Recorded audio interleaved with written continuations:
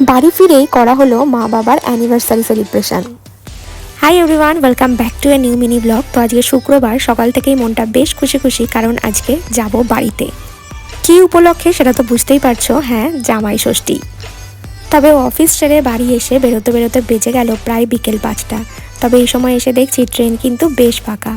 কৃষ্ণনগর স্টেশনে এসে যখন পৌঁছালাম তখন বাজে রাত 9:30। এত গরম ভিড়ভাট্টার মধ্যে এতটা জার্নি করে আসার পরেও যখন নিজের স্টেশনে এসে পৌঁছাই তখন সব ক্লান্তি যেন দূরে চলে যায়।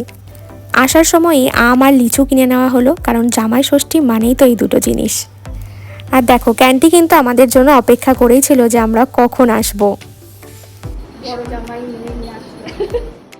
আসার পরেই তো শুরু হয়ে যায় বিভিন্ন জিনিস নিয়ে ক্যান্ডির খেলাধুলা।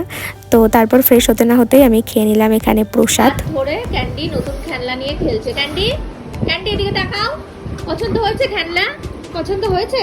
হয়েছে খেলনা পছন্দ? আজকেই আবার মা বাবার অ্যানিভার্সারি, তাও আবার 31তম।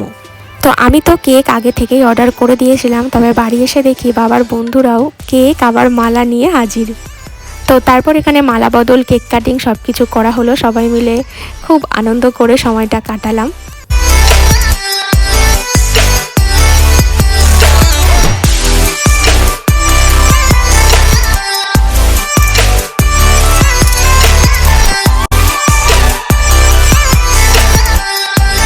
রাতে ডিনারটা কমপ্লিট করলাম মায়ের হাতে টেস্টি টেস্টি মাটন আর ভাত দিয়ে, আর তারপর ভাইয়ের একটা গান শুনতে শুনতে ঘুমিয়ে পড়লাম। বাই।